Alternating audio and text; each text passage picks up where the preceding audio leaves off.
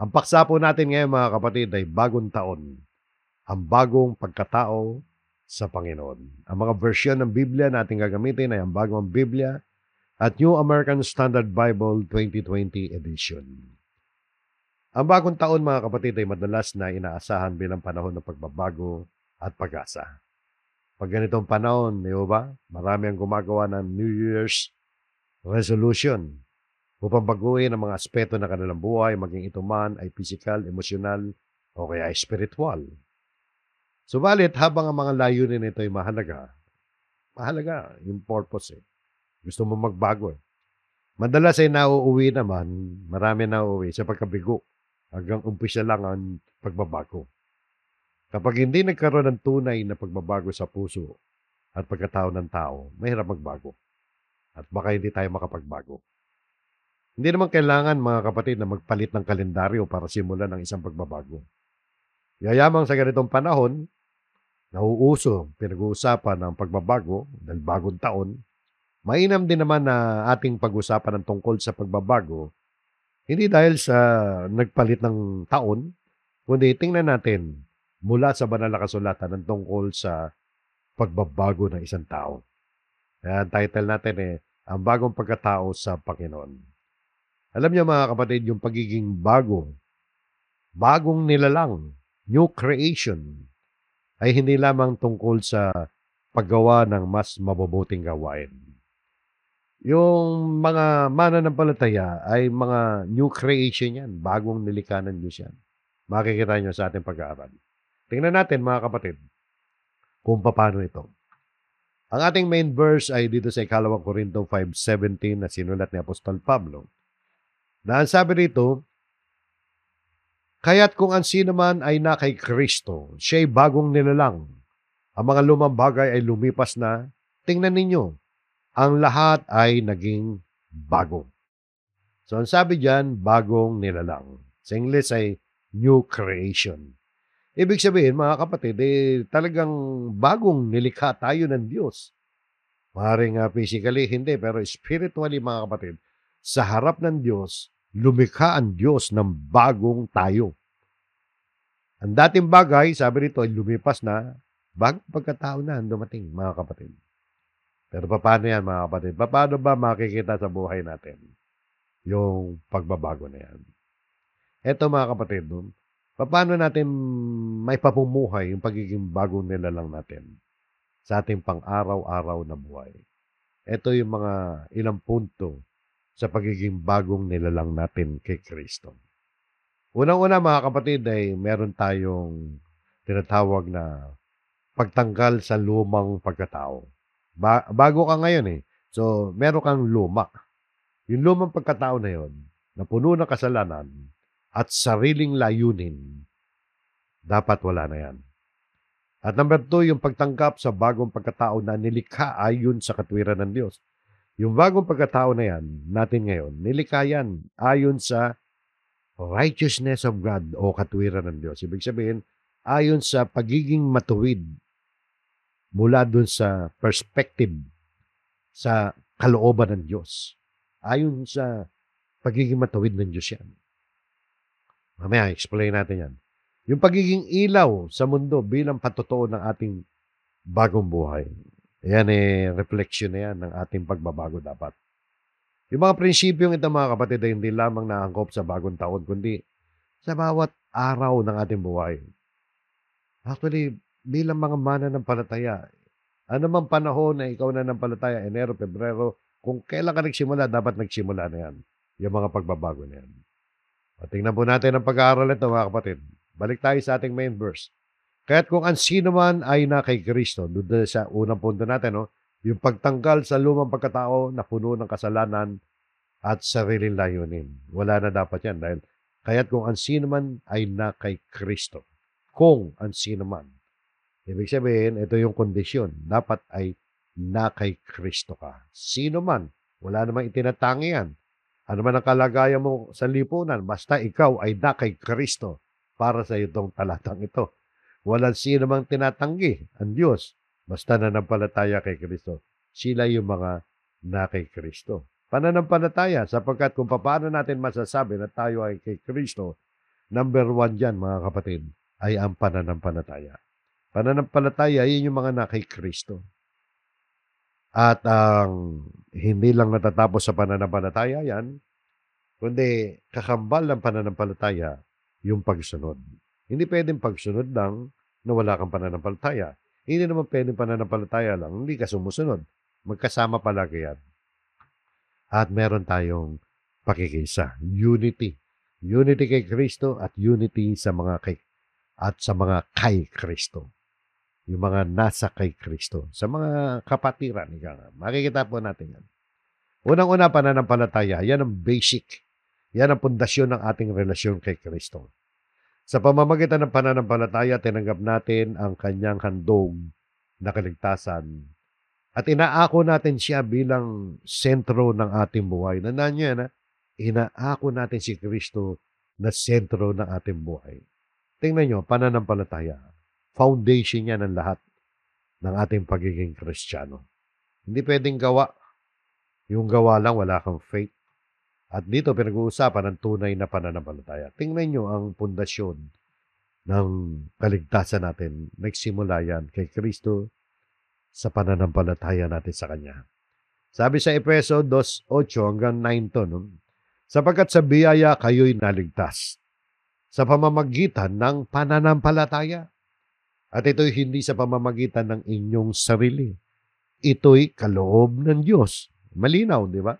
Sa pamamagitan ng pananampalataya, tayo naligtas.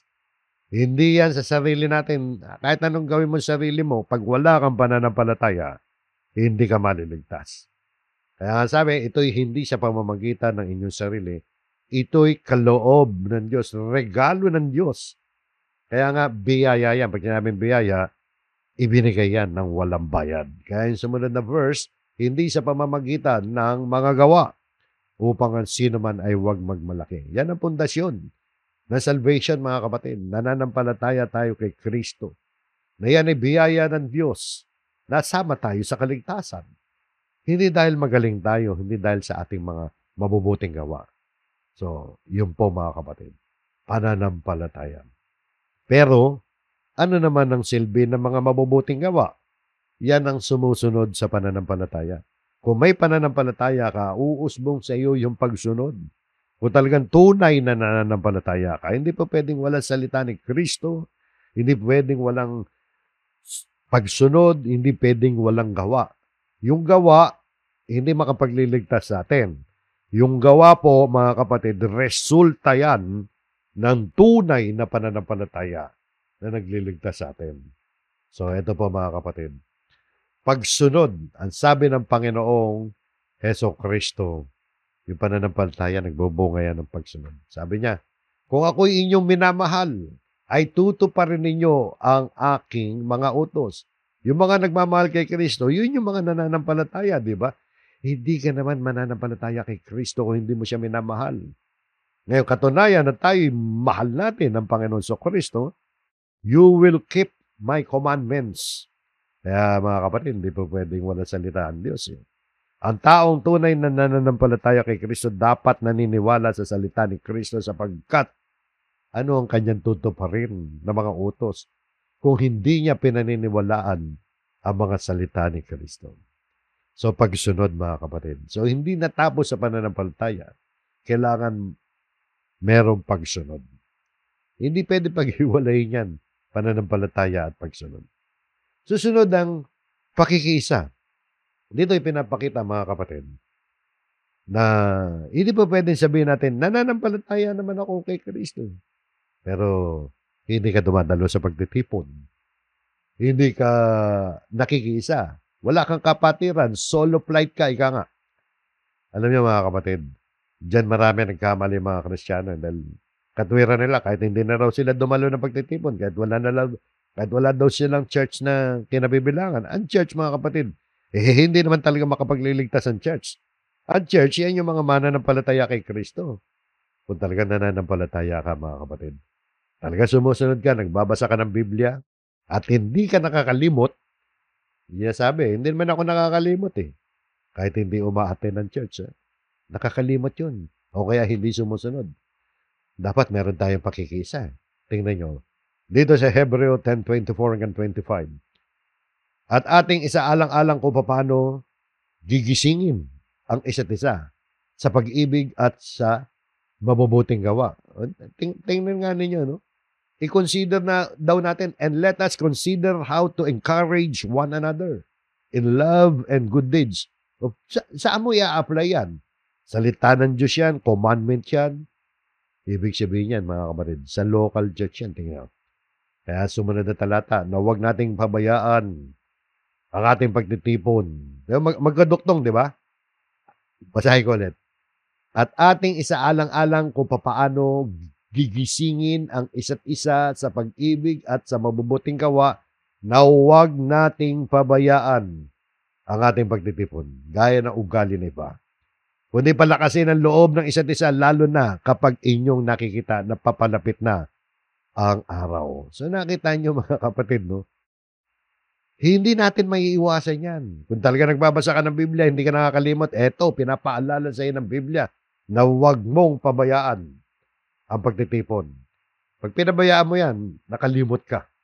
So, ang pakikipagkaisa kay Kristo ay naipapakita sa malalim na kaugnayan sa Diyos sa pamamagitan ng panalangin, pagsamba, at ng pag-aaral ng kanyang salita. Ang aktibong pakikilahok sa local church ay nagpapatibay sa ating pananampalataya at nagiging daan yan upang makapaglingkod tayo sa isa't isa, magpalakasan tayo, mag-encourage tayo sa isa't isa. Sa ganyang paraan, mga kapatid, ay patuloy nating naipapakita na tayo ay tunay na nakay Kristo. Nakay Kristo tayo. Meron tayong pakikipagkaisa. So, yan tatlong bagay na mahalaga yan. Pananampalataya, pagsunod, at pakikisa. Yan yung sinasabi natin kung kaya't kung ang sino man ay nakay Kristo. Nakay Kristo ka, dapat meron kang gano'n, pananampalataya, pagsunod at pakikisa. So yan po mga kapatid, yung pagtanggal natin ng lumang pagkatao na puno ng kasalanan at sariling layunin. Meron na tayong bagong layunin. Yung bagong layunin natin nakabatay sa pananampalataya. Nakabatay sa pagsunod natin at pakikiisa kay Kristo. Yan po ang unang punto natin mga kapatid. Lumako po tayo sa ikalawang punto, yung pagtanggap sa bagong pagkatao na nilikha ayon sa katwiran ng Diyos. Paano ba yan? Ito yan mga kapatid. Tanggapin natin yung bagong pagkatao natin na tayo nilikha. Ibig sabihin, sampalatayaan na natin yan mga kapatid dahil sabi nito, siya'y bagong nilalang. Pag sinabing bagong nilalang, pag ang tao ay nakay Kristo, hindi basta bago lamang, kundi siya ay nilikha muli ng Diyos. This person is a new creation. Ang bago nila ang nagpapahiwatig ng isang ganap na pagbabago. Isang radikal. Radikal yan, mga kapatid. Pag sinabing radikal, yung talagang malaking pagbabago. Hindi lamang panlabas, kundi lalo na yung panloob na pagbabago. Ang Diyos mismo ang gumagawa ng bagong buhay sa tao. Dahil sabi, siya ay bagong nilalang. Sino gumawa yan? Ang Diyos.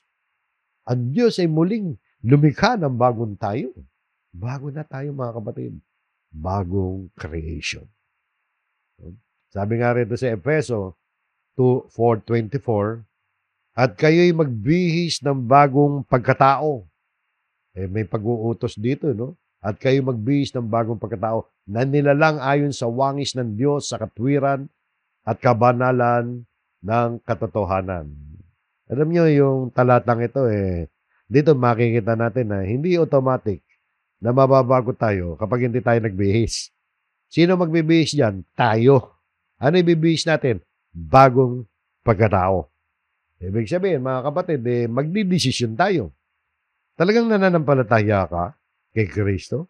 Abay, mag-decide ka na magbibihis ka nga ng bagong pagkatao na nilalang ayon sa wangis ng Diyos. Kaya, pumapasok dyan, mga kapatid, yung kaugnayan ng pananampalataya at ng mga gawa. Kaya madalas ko sabihin, hindi pinaghihiwalayan. Minsan pinagtatalunan yan no? Yung pananampalataya, diyan nagsisimula lahat. Dahil nananampalataya ka, kikilos ka ngayon. At ito ngayon yung pinakikilos natin. Magbihis daw tayo ng bagong pagkatao. So, bagong nilikha ng Diyos yan, pero hindi mangyayari yan pag hindi natin tinanggap yan, pag hindi tayo umaksyon. Kailangan mo aksyon. Hindi yung maghihintay ka lang diyan na nakanganga. Akala mo magic. Magic ba yan? Hindi magic yan mga kapatid. Kailangan magdesisyon tayo.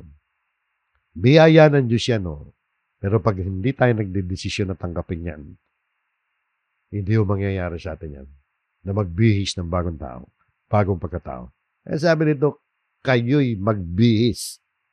So magbihis tayo ng bagong pagkatao. Tapos, sabi pa nga rito, balikan natin yung main verse natin. Sabi, ang mga lumang bagay ay lumipas na. Ibig sabihin, yung unang hakbang sa pagiging bagong nilalang, tahas ang pag-alis ng lumang pagkatao. Lumang bagay lumipas na yan. Wala na yan. Wala nang kapangyarihan sa atin yan. Pero tayo pa rin ang mag-aalis ng mga lumang bagay sa tulong, biyaya ng Panginoon.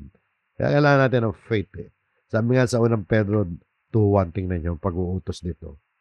Kaya't iwaksin ninyo ang lahat ng mga kasamaan, pandaraya, pagkukunwari, inggitan, at lahat ng paninirang puri. So may effort tayo, di ba? Hindi totally na nanampalataya ka na wala kang ginagawa. Kung talagang nananampalataya ka, iwaksin ninyo ang lahat ng kasamaan, pandaraya, pagkukunwari, inggitan, at lahat ng paninirang puri. So yung pagtangkal ng kasamaan sa buhay. Unang hakbang yan. Magdi-decide ka ulit. Palagi kong binabanggit yung magdi-decide. Kasi hanggang hindi ka nagdi-desisyon, hindi mangyayari yan. Pag sinabing iwaksi, inangangahulugang aktibong pagtanggal yan o pagwaksi tulad ng paghuhubad ng maruming damit, di ba?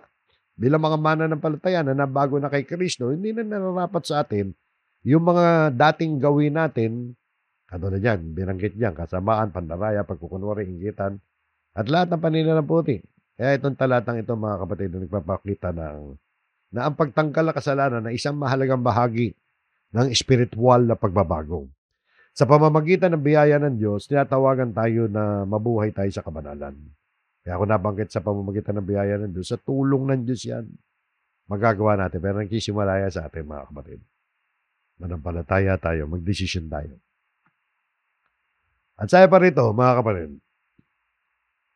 sa Roma 6:6, tingnan yun dapat na maging kalagayan natin. Tungkol sa bagong pagkatao natin. Nilikha tayo ayon sa righteousness ng Panginoon Diyos. Nalalaman natin na ang ating dating pagkatao ay kasama niyang napako sa krus upang ang katawang makasalanan ay mawala ng bisa at upang tayo hindi na mapaalipin pa sa kasalanan. Kita niyo yung talata yan, madalas natin gamitin yan, mga kapatid. Sa pag-aalis ng lumang pagkatao, pinapakita rito ang katotohanan ng dating pagkatao natin. Dating pagkatao, kasama na spiritually, napako na, kasama ni Kristo sa krus. 2,000 years may gitna ang nakakaraan. Spiritually yun. Ibig sabihin, sampalataya na lang natin ang mga salitang ito. Huwag nating isipin na alipin tayo ng kasalanan na hindi natin kaya yan. Na hindi natin kaya magbago. Sa pamamagitan ng ating pananampalataya at ng biyaya ng Panginoon Diyos, na kapag tayo nagdesisyon na magbago sa tulong ng Panginoon, mababago tayo, mawawala yung dating pagkatao. Sapagkat, sabi ni Pablo, yung dati nating pagkatao, napako na sa krus yan. Bakit naipako sa krus? Upang ang katawang makasalanan ay mawala ng bisa. Ibig sabihin, wala nang kapangyarihan sa atin yung katawang makasalanan. Kaya huwag tayong papayag. Sasabihin natin, hindi natin kaya yan. Pananampalataya lang yan, mga kapatid. Manampalataya ka sa sinasabi ng salita ng Diyos. Itong binabasa natin. Sabi rito, bakit ba kailangan mawalang bisa ang katawang makasalanan? Sabi, at upang tayo hindi na magpaalipin pa sa kasalanan. Hindi ka na kayang alipinin pa ng kasalanan. Kung naaalipin ka, sasabihin mo, hindi mo ma-overcome ang weakness mo. Manalangin ka, manampalataya ka na kaya mo yan sa tulong, sa biyaya ng Panginoon Diyos. Ang problema rito mga kapatid sa marami ay ayaw sampalatayanan o kaya hindi sinasampalatayanan na kaya nilang gawin 'to sa tulong at biyaya at kalakasan na ibibigay ng Panginoon. Ang susi diyan, pananampalataya. Ngayon, pag-aralan pa natin ng malaliman 'to mga kapatid, mga prinsipyo ng bagong pagkatao. Bagong pagkatao na raw, eh. Unang-una, pagtanggap ng bagong pagkatao. Kailangan tanggapin natin yung ating bagong pagkatao. Kaya manampalataya tayo. No? Bagong nilalang tayo. Dapat itanim natin sa isipan, bagong nilalang na ako. Hindi na ako dapat mabuhay pa sa kasalanan. Dapat nandun na ako sa katwiran ng Diyos, sa kabanalan ng Diyos. Ikalawa, mga kapatid, pagtanggal ng lumang gawi. O tanggalin na natin. Kailangan umaksyon tayo, mag-decide tayo. Yung mga bagay na nagpapaligaya sa atin noon pero kasalanan, tanggalin na natin yan. Pamumuhay sa katwiran at kabanalan ng bagong nilalang itatawag para mamuhay tayo. Ayon sa katotohanan ng Diyos, gagabayan tayo ng Holy Spirit mga kapatid. Tutulungan tayo ng Holy Spirit kung magdidesisyon tayo na sumunod sa Diyos. So yun po mga kapatid, mga lumang bagay ay lumipas na. So yan yung pagtanggap sa bagong pagkatao na nilikha ayon sa katwiran ng Diyos. Manampalataya tayo na nawala na yan. Magbabago tayo dahil sa tulong ng Panginoon. At ang huli naman, mga kapatid, yung pagiging ilaw sa mundo, bilang patotoo yan ng ating bagong buhay. Sabi sa huling pararala din sa ating main verse, tingnan ninyo, ang lahat ay naging bago. Puro bago to, mga kapatid, bago. Ibig sabihin, yung bagong buhay kay Kristo, nagdudulot yan ng lahat daw bago eh. Bagong pananaw, bagong layunin, pati yung nararamdaman natin, dapat mabago na yan. Yung mga hangarin natin sa buhay, yung mga pagnanasa natin, yung mga gusto natin, at kilos, dapat naaayon na yan sa kalooban ng Diyos. Ayaw mo na mamuhay sa kasalanan. Nandidiri ka na sa pagkakasala. Okay, nagkakasala tayo, pero ayaw natin na mamuhay diyan kaya hindi natin sinasadya palagi yung kasalanan. Pag alam mo nakababad ka diyan, huwag kang bababad sa kasalanan, mga kapatid. Pag bumabad ka sa kasalanan, na-enjoy mo na yan, delikado ka. So kaya mga kapatid, dito yung pinapakita na may kaugnayan yan sa pagiging ilaw natin sa mundo. Kasi kung paano tayo namumuhay, kung paano yung mga iniisip natin, mga layunin natin, magre-reflect yan sa buhay po natin. At commandment yan, mga kapatid, na maging ilaw tayo sa mundo. Sabi nga ng Panginoon sa Kristo, kayo ang ilaw ng sanlibutan. Ang isang lungsod na nakatayo sa ibabaw ng isang burol ay hindi may tatago. Familiar kayo dyan sa talatang yan, madalas gamitin yan. Ilaw tayo ng sanlibutan. Tayo ay tinawag para maging ilaw.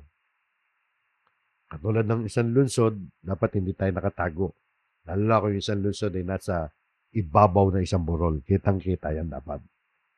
Sabi ng Panginoon sa Kristo sa verse 16, paliwanagin ninyo ng gayon ang inyong ilaw sa harap ng mga tao upang makita nila ang inyong mabubuting gawa at luwalhatiin nila ang inyong Ama na nasa langit.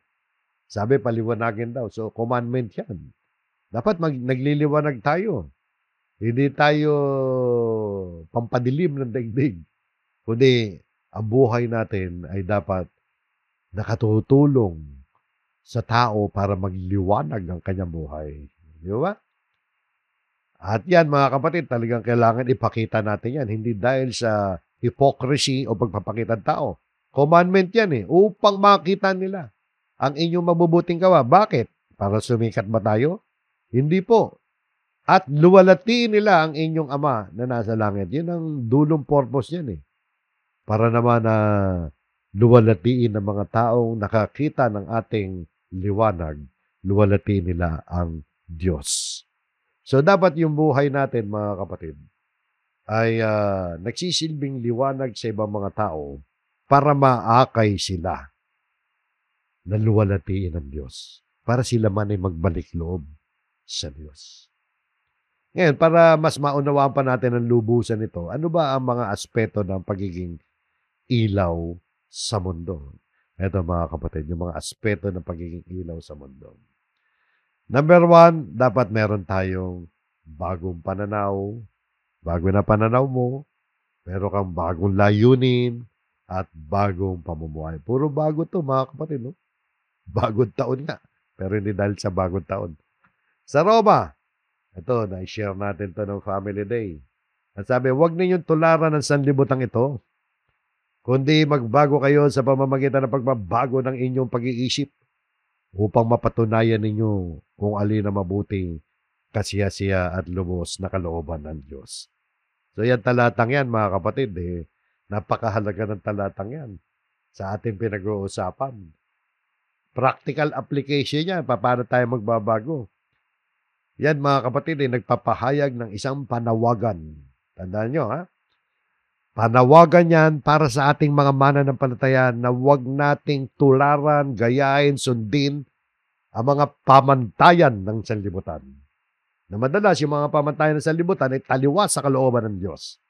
Sa halip, inihimok tayo, inuutusan tayo, sabihin natin inuutusan, na magbago mula sa loob, mula sa kalooban natin, ng pagbabago ng ating isipan. Kaya natin sinabi mula sa loob, isipan no? Dahil sabi, magbago kayo sa pamamagitan ng pagbabago ng inyong pag-iisip. Yung pagbabago ng pag-iisip ay nangangahulugan na pag-aayon yan ng ating mga iniisip, pananaw at layunin sa mga prinsipyo ng Diyos. Na natutuklasan natin yan, natututunan natin yan sa pamamagitan ng pag-aaral natin ng salita ng Diyos. Kaya mahalaga yung salita ng Diyos at pagtitipon. Dahil sa ganyang paraan, mga kapatid, magiging maliwanag kung ano ang mabuti, kasiyasiya, at ganap na kalooban ng Diyos para sa atin. Kaya sabi dito, upang mapatunayan ninyo kung alin ang mabuti at kasiyasiya at lubos na kalooban ng Diyos. Kaya ang talatang ito, mga kapatid, ay nagbabahagi ng aral na ang tunay na pagbabago. Nagmumula yan sa loob at nagmumula yan sa ating relasyon sa Diyos. Hindi yan mula sa pagsunod lamang sa panlabas na pamantayan o kaugalian ng sanlibutan. So, baguhin natin ang ating pag-iisip. So, bagong pananaw yan, mga kapatid. At bagong layunin. Bagong layunin. Sabi nga rito, mga kapatid, sa unang Korinto 10:31. Kaya kung kayo man ay kumakain, umiinom at anuman ang inyong ginagawa, gawin ninyo ang lahat sa ikaluluwalhati ng Diyos. Yan yung layunin natin. Sa ikaluluwalhati ng Diyos. Ano man daw, lahat na yan, mga kapatid. Ano man daw ating ginagawa. Umiinom ka, kumakain, dapat iniisip natin yan. Ito ba'y sa ikaluluwalhati ng Diyos? O paano niyo pinagdiwang ang inyong bagong taon, mga kapatid? Yung ba'y sa ikaluluwalhati ng Diyos? Naway, wala sa atin nagwala, naglasing noong panahon ng bagong taon. Yan bang pag-iingay mo? Sa kaluluwalhati ba ng Diyos yan? Yan ba'y ayon sa kagustuhan ng Diyos? Yan bang pagkanta-kanta mo sa karaoke na wala katapusan na nakakabulabog ka na sa kapitbahay mo? Ay sa kaluluwalhati ba ng Diyos? Lahat ng gagawin natin, mga kapatid, ito ba'y isipin natin ito ba'y malulugod ba? Mapararangalan ba? Pag sinabi sa ikaluluwalhati ng Diyos, mapaparangalan ba ang Diyos sa gagawin natin o sa ginagawa natin? So, bagong purpose, di ba? Ang purpose natin, maluwalhati ang Diyos. At syempre, lahat ng yan, sakop ng bagong pamumuhay. At nagbigay ng example dito ng bagong pamumuhay. At sabi nga rito, bilang mga hinirang ng Diyos, mga banal at minamahal, magbihis kayo ng kahabagan. Pag sinabi mong bihis, talagang ilalagay natin sa buhay natin yan. Dapat meron tayong kahabagan, ng kabaitan, ng kababaang loob, ng kaamuhan, at ng katyagaan. Nakita niyo, no? Yan yung mga example lang yan ay tinuturo ng Biblia tungkol sa mga bagong pamumuhay. Maraming talata, hindi natin may sisingit natin. Ito pa sabi sa sumunod pang verse, yung kasunod niyan. Pagtiisan ninyo ang isa't isa. At kung ang sino man may reklamo laban sa kanino man, magpatawaran kayo sa isa't isa. Kung paanong pinatawad kayo ng Panginoon ay gayon din naman ang inyong gawin. Tuloy pa natin. At higit sa lahat ng mga bagay na ito ay magbihis kayo ng pag-ibig na siyang tali ng kasakdalan. So, pag-ibig ang susi ng lahat yan mga kapatid. Tama yung kanta, ang pag-ibig, susi ng lahat. Di ba, may kantang ganun. Ganun ang lyrics Pag walang pag-ibig, napakahirap gawin lahat yung binasa natin. Pag-ibig sa kapwa. Sapagkat lahat ng binasa natin yan, ang aplikasyon na yan, mga kapatid. Yung kaamuhan, pagpapatawad, etc. Ang aplikasyon na yan sa kapwa natin. So, bagong pamumuhay na yan. Kung noon ay wala tayong pakialam sa kapwa natin, ngayon ang dapat meron na. Dapat naaakay natin sila, nagliliwanag tayo. So, yan. Tingnan ninyo, ang lahat ay naging mga bago. Lahat na, di ba? So, lahat na yan naging bago. Yan po ang ating ikatlong punto, mga kapatid. Ngayon, bago tayo magwakas, eto mga kapatid, ang ilang mga tagubilin sa atin. Parang konting review para hindi naman tayo makalimot. Ang bagong buhay kay Kristo ay isang, di ba, nakakamangha. Nakakamanghang biyaya yan. Pero mahirap gawin niya kung wala kang faith. So sa pamamagitan ng kanyang kaligtasan, tayo ay pinalaya mula sa lumang pagkatao. Yung ating magiging yung ating pagiging makasalanang kalikasan, yung old nature natin, yung mga maling gawi, makasariling layunin, ipinako na sa krus yan. Tayo ngayon ay malaya na mula sa pagkaalipin ng kasalanan. Kaya huwag tayo papayag na palagi natin sasabihin eto weakness ko Kaya surrender na ako dyan sa kasalanan yan. Huwag. Hindi totoo yan. Kulang ka lang ng pananampalataya. Ayaw mo kasi manampalataya na hindi yan ang weakness mo. Kaya mo yan sa tulong biyaya ng Panginoon. Sapagkat hindi na tayo alipin pa. Tandaan yan. Hindi na tayo alipin pa ng kasalanan. Kaya kung meron tayong tinuturing ng mga weaknesses na kasalanan, huwag tayo patalo dyan. Idalangin natin sa Panginoon yan. Patuloy tayo magpakatibay sa pananampalataya sa pamamagitan ng paraging pag-aaral ng salita ng Diyos. Dumalo kayo palagi sa pagtitipon. Pag pala absent kayo, manghihina kayo, mga kapatid. Ito pa sabi, isinilang tayo bilang bagong nilalang. Yung pagiging bagong nilalang, radikal, di ba? Malaking pagbabago yan. Na yan ikinilos ng Diyos sa atin. Hindi lamang panlabas yan na pagbabago, kundi isang panloob na nilikha ng Diyos na nakaugat sa righteousness at kabanalan ng Diyos. At ang ikatlo, mga kapatid, ayan, tinawag tayo na maging ilaw sa mundo. Diba? Nadaanan natin kanina yan. Yung bagong buhay na ito ay hindi lamang para sa ating sariling kapakinabangan, kundi upang magbigay tayo ng patotoo na nabago nga tayo ng Diyos. Patotoo ng pagbabago na nagmumula kay Kristo. Tayo ay tinawag na magbigay tayo ng liwanag para sa iba. Hindi lamang liwanag, kundi ng pag-asa at magpuri sa Diyos ang ibang mga tao dahil sa nakitang pagbabago po sa atin. So yan po mga kapatid ang ating aralin bagong taon at bagong pagkatao sa Panginoon. Yung bagong buhay kay Kristo ay hindi natatapos sa pagsasabi lamang na tinanggap natin si Kristo bilang tagapagligtas. Hindi lamang salita yan, mga kapatid. Ito ay isang patuloy na proseso ng pagbabago, pagsunod at paglilingkod. Mahalaga yan, bilang mga tagasunod ni Kristo, dapat tayo patuloy na iwaksin natin ang kasalanan at ipamuhay ang kabanalan. Habang nandito tayo sa mundong ito, talagang magkakasala tayo. Pero patuloy tayong paglabanan yan. Magpatuloy tayo sa pakikipagkaisa kay Kristo sa pamamagitan ng panalangin, pagsamba, pagdalo sa mga pagtitipon. Huwag ninyong kakalimutan yan. Sapagkat nandiyan yung pag-aaral, pag-encourage sa isa't isa sa pamamagitan ng salita ng Diyos. Magliwanag tayo. Dapat mag-reflect sa buhay natin yung pagiging Kristiyano natin. Yung pagiging bagong nilalang, responsibilidad ang nakikita natin dyan.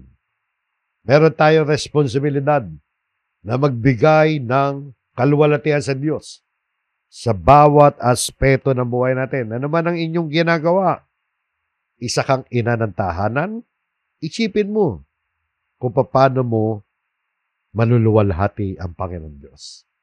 Isa kang tatay, isa kang lolo, isa kang apo, isa kang ano man ang kalagayan mo sa lipunan. Paano mo maluluwalhati ang Diyos? Yan ang dapat na iniisip natin. Ang ating layunin ay hindi lamang maging mabuting. Ang purpose natin, matulad tayo sa ating Panginoon Kristo. Na ang Panginoon Kristo ay nagpakita ng buhay na naglilingkod, nagmamahal, at nag-aakay ng iba para sa kaligtasan nila. Hanggang dyan mga kapatid, pagpalain tayo ng Panginoon. Maraming salamat po. Tayo po'y muling manalangin.